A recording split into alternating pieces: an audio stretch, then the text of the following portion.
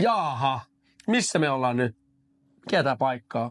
Jossakin Oulaisissa me ollaan, mutta täällä tosiaan taas Vuokko ja Arto sekoilemassa. Oikein mikitettynä tällä kertaa niin kuin ammattilaiset. On. Ei, kato hiipistelyä. Kato. Mitä, onko meillä jotakin asiaa taaskaan? Ei, no ei ollut. No okei, meillä oli yksi juttu teille. Meidän tapahtumakalenteri meidän nettisivuilla on päivitetty. Joo. Ainakin silleen jo niin kuin aika hyvällä mallilla. Että käykää tsekkaan se sieltä meidän nettisivulta oulaistenTapahtumat.fi. Ei ole vielä kaikki tälle vuodelle ne tapahtumat, mutta kyllä ne tulee sitten lopuksi sinne, mutta on pitkälle kuule syksyä ja jotakin. Mitä meillä on tulossa? Meillä on tulossa kyllä kaikkea aika hienoja tapahtumia, että pelataan pipolätkää ja pierskellään ja... Se on muuten semmoinen juttu sitten kesällä, että pistäkäähän jo kalenteri ylös, kuulkaa markkinoiden niin kuin markkinalauantaina kuule sitten piereskellään, röyhtäillä ja naureskellaan tuossa torilla. Saa jo ruveta harjoittelemaan.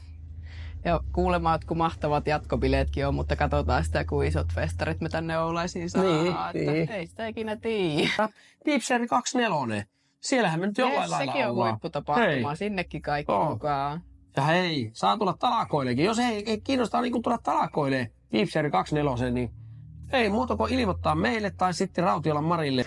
Parasta, mitä voi tehdä Hostelassa maaliskuussa.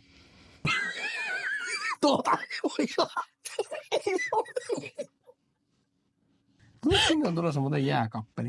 Onko? On. Me tehdään semmoinen lumesta ja Jäinen kirkko. Okei. Joo.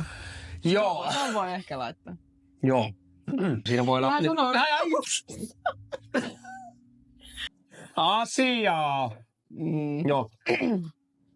Käykää tsekkaa se tapahtumakalenteri sitten meidän nettisivulta. Ja jos sieltä jotakin teidän mielestä puuttuu, niin kommentoikaa sinne yhteydenottolomakkeeseen, että järjestäkää vielä tätäkin. Joo, idealla kannattaa. Mahtuuko se sinne tai ensi vuodelle.